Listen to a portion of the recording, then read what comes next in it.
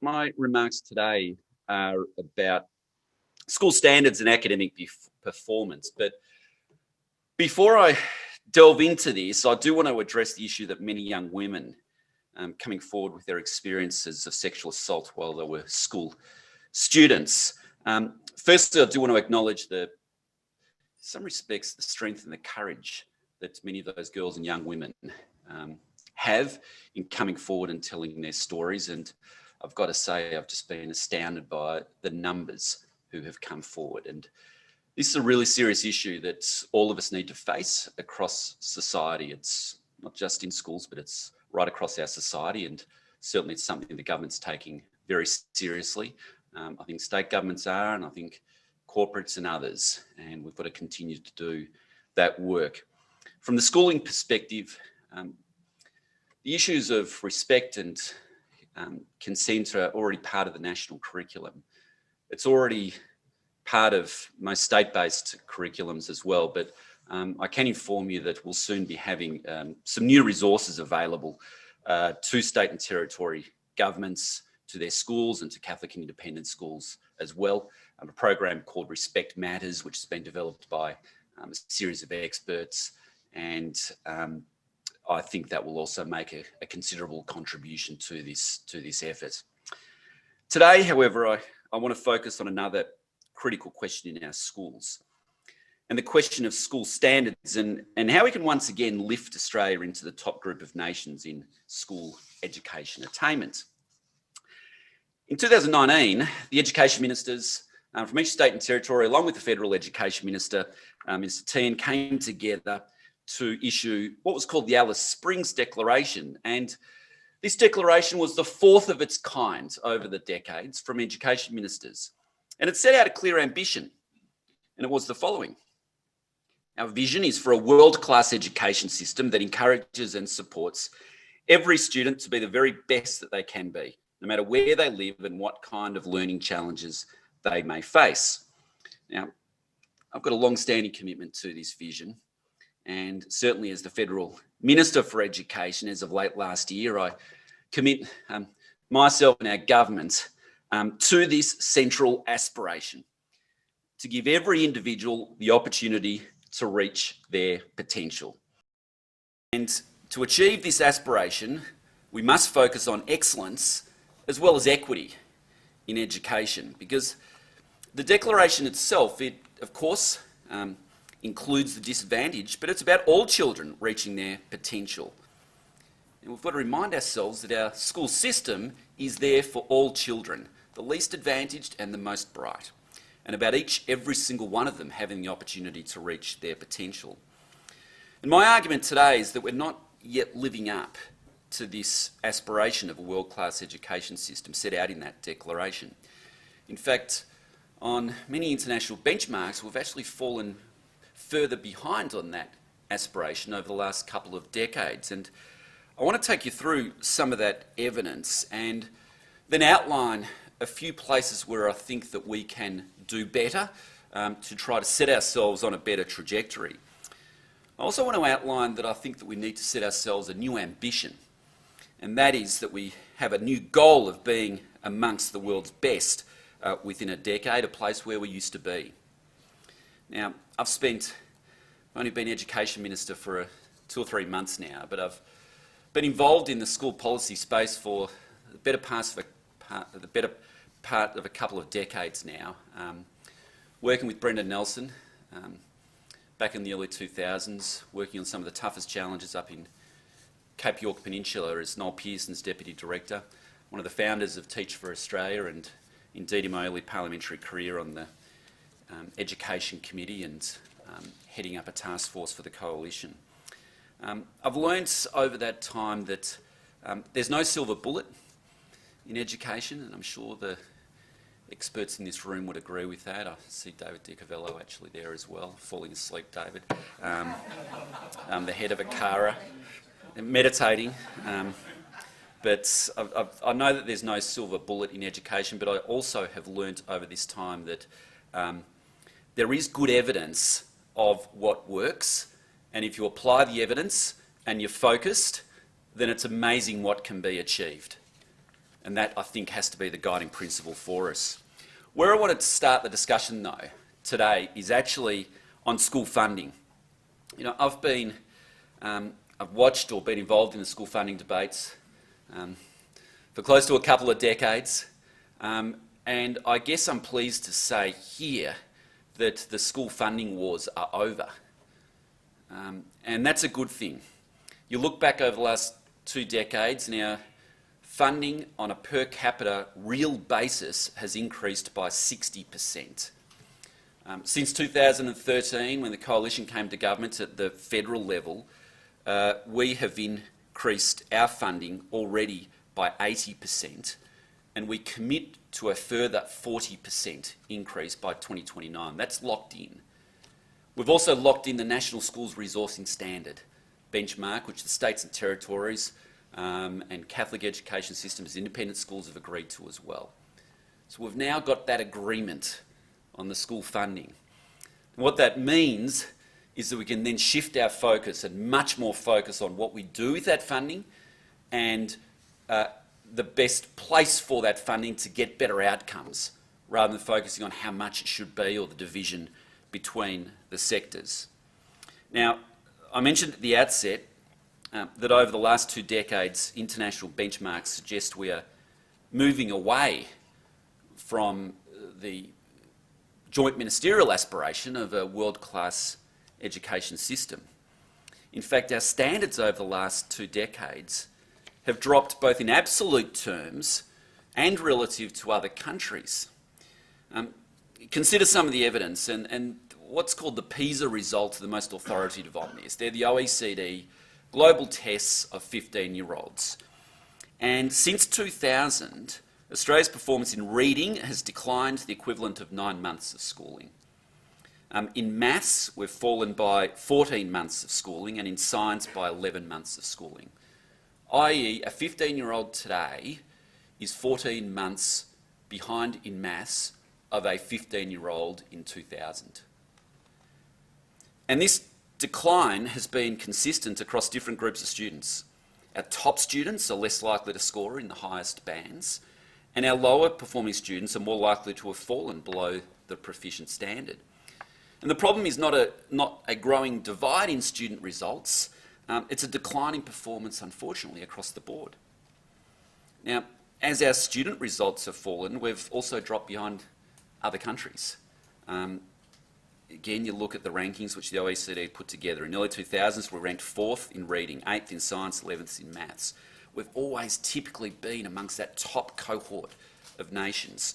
But by 2018, the last time PISA was done, we had fallen to 16th in reading, 17th in science, and 29th in maths.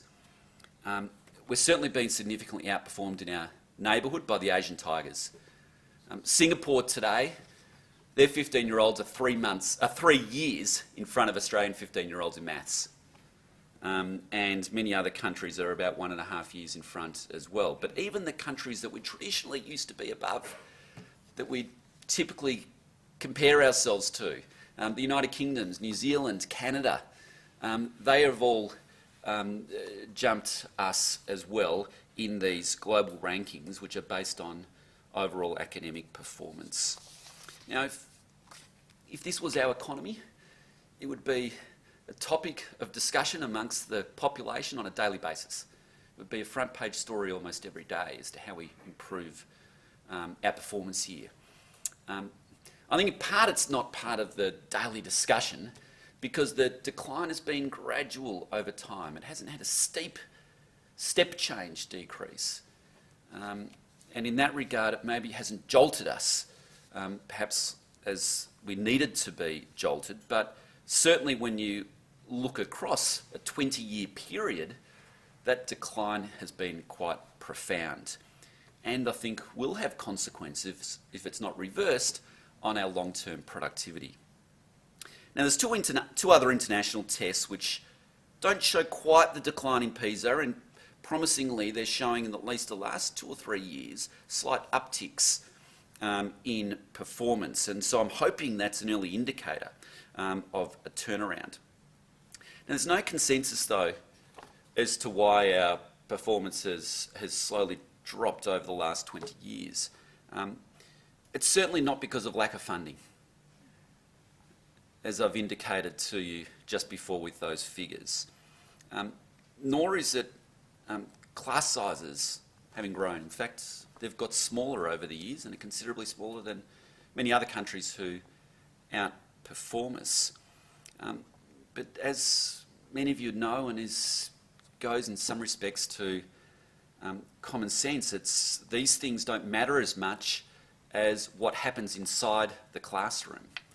The quality of teaching, the rigour of the curriculum, and the discipline in the classroom. They're the things that matter, rather necessarily than the level of funding or the size of the classes itself. So how do we get Australia back to being amongst the world's best? Well, I think the first step has been done with that Alice Springs Declaration, a fine declaration. We have an ambition to be a world-class education system. But I think we need to go further. I think we need to set ourselves, off the back of that, a 2030 target to be again amongst the top group of nations across the three major domains of maths, reading and science. We used to consistently be in that top group, which means that we can get there again. And I'm going to be taking this target to the next Education Ministers meeting in April. Such a target would then become a guiding principle, and I think place urgency on the task. I also think that 10 years is a reasonable, while ambitious timeframe to again be amongst the top nations. And by achieving the goal, we would be living up to the aspiration of giving every Australian student the opportunity to be their best. Now, I also think we've got many of the building blocks in place to lift our aspirations and achieve this objective. For example, there's been some great initiatives in place across a variety of areas, of which I commend the State Education Ministers and my predecessors for. And these include accreditation of initial teacher education courses, something that Brendan Nelson was very passionate about when he was Education Minister back in the 2000s. That's now taking place. We've got a Year 1 phonics check. We've got new tests for teacher graduates in literacy and numeracy before they can graduate. We're developing a national unique student identifier. We've got a National Evidence Institute which is coming on board, which can provide a great evidence base to then translate into the classroom as well, and many more reforms. And I'm keen to continue to see these initiatives through, to see them implemented well, and I do think those series of reforms will make an impact over the years ahead. But I will also prioritise new reforms in the months ahead to accelerate our progress. And building on our progress today, my focus and the government's focus will be on three areas: quality teaching, particularly initial teacher education, curriculum and assessment. In addition, I will continue to focus on Indigenous students, particularly those in remote communities whose level of education attainment remains catastrophically poor. But let me start with quality teaching. We've got tens of thousands of passionate teachers who transform our children's lives, giving them skills that they seem to magically acquire. And after parents, as you all know, the teacher is often the most important person in a child's life, and in some cases, unfortunately, the most important person in a child's life. And quality teaching is by far the most important in-school factor in determining school performance. So if you get that right, we will achieve our goal. I mean, you consider this, and this is based on Andrew Lee's research when he was an economics professor before becoming a member of Parliament. He said that a student with a teacher in the top 10% of effectiveness achieves in half a year what a student with a teacher in the bottom 10% achieves in a year. You know, that is, a good teacher has twice the impact of a poorer teacher on student learning. That's a phenomenal impact. And most of the challenge of quality teaching lies with the states and the non-government education authorities who employ the teachers and run the schools. They manage the issues associated with the salaries, the conditions, the hiring and the firing. And I believe there's still much work to do on this front to better reward the brilliant teachers and to more easily let go the ones who may be better suited to alternative careers. The federal government's main leverage point over quality teaching, though, is the funding of universities to deliver initial teacher education courses and through the provision of high-quality professional development. Now, our initial teacher education courses, of course, play two roles. In some respects, they select the people who will be the future teacher workforce, and then they train the people to be as best prepared as possible for when they step into the classroom. And as you also probably know, our top-performing education systems around the world, they set very high standards for who becomes a teacher. They know and apply Michael Barber's maxim that the quality of an education system cannot exceed the quality of its teachers. Finland, for example, rigorously assesses potential teachers through standard school leaver exams, additional tests of critical thinking and mock teacher activities. In Finland, only 1 in 10 applicants makes the grade. Singapore, the other top performing country in the world, has a similar level of selectiveness. Now, I think in Australia we've made real inroads into the task of raising standards in the selection and training of our teachers in the last few years. And guided by the Teacher Education Ministerial Advisory Group recommendations, every initial teacher education course must now be assessed and accredited, which John Hattie from AATSL does, and one of the great professors in this field in the past. And this is a very significant breakthrough in my view that over time will be fundamental to improving student outcomes. Further, every teaching student now sits a test before graduation to ensure they have personal literacy and numeracy skills that are in the top 30% of the adult population. And if they don't pass that test, they can't enter the classroom to teach. So again, I think another critical building block there. In addition, we've invested in Teach for Australia, which is a proven model that I helped establish that supports an accelerated pathway into the classroom for top graduates from non-teaching faculties. And there's just some unbelievable people who are applying to be teachers through that program. So we've made some good progress, but there's still room for improvement on this front. We're still not consistently attracting the best students into teaching. Moreover, some teachers are still graduating from their courses insufficiently prepared to teach in a classroom, either because there's been too much focus on theory at the expense of practice or because evidence-based teaching methods are not taught. And I hear this consistently from school principals and from graduates alike. And again, you look at the OECD data and it backs this up. Teachers in Australia, they feel less well prepared than the OECD average across curriculum, content, pedagogy, managing student behaviour and monitoring student development. I'm pleased to see that La Trobe University down in Melbourne recently established a short course in teaching phonics to existing teachers. And incredibly, within the space of a year, 1,000 teachers have signed up for this course, which is terrific that those teachers want to learn how to teach phonics, which is so critical, particularly for less advantaged kids. But in some respects, it's an indictment on the initial teacher education faculties that they weren't taught this in the first place. So the next evolution of reforms is needed to build from these reforms which I've outlined. And I'm soon going to be launching a review to help shape these reforms, and this will investigate where there's still further work to do to ensure that all of those initial teacher education courses are high quality and adequately prepare our teachers to be effective from day one. Now, this has been talked about for almost 2 decades now, going back to the National Inquiry into the Teaching of Literacy in 2005. So I'll be impatient with education faculties that are not implementing evidence-based practices, because ultimately it's the kids that miss out if they're not doing that. And I'm also going to be looking for mechanisms to enable school principals and expert teachers to have a greater input over the content and delivery of teacher education courses in a similar way that practitioners and employers are in medicine and in the law. I think we need to find additional pathways to attract outstanding students to teaching, including mid-career professionals.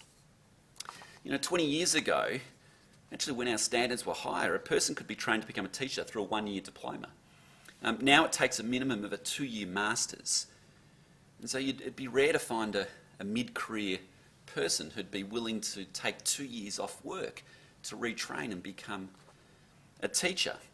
And I think that shorter pathways are required, particularly for those people who bring immense skills from elsewhere. And I think we need a system that recognises that many professionals have deep expertise and relevant experience that would make them highly impactful teachers. I'd love to see more engineers and accountants, for example, using their mathematical expertise to help address one of the critical shortages that we have, and that is in maths teachers. So let's make it easier for those mid-career people who've got that deep expertise to retrain, become a teacher, and really make an impact on hundreds, if not thousands, of kids' lives in the years ahead. At the end of the day, the quality of teaching is the most important factor in student outcomes, and this is why it's my most important priority when it comes to schooling. My second area of focus will be on the Australian curriculum, which is currently under review by ACARA. And I think this is an opportunity for us to take a step change improvement and put us on the pathway to again be amongst the top group of nations. That Alice Springs Declaration, as I said, set out that global mission of a world-class education system, but it also set out the objective of promoting a world-class curriculum. And I think, again, that's the right objective, because without a world-class curriculum, we're not going to achieve world-class learning outcomes, because the curriculum ultimately sets the standards for the student outcomes we expect. And so our curriculum must reflect our aspiration to be amongst the best in the world again. And I think this can be done by benchmarking our curriculum standards against the top performing countries like Singapore, and using this analysis to set our expectations for student learnings. Education ministers have given ACARA the job of refining, updating and decluttering the content across the current curriculum.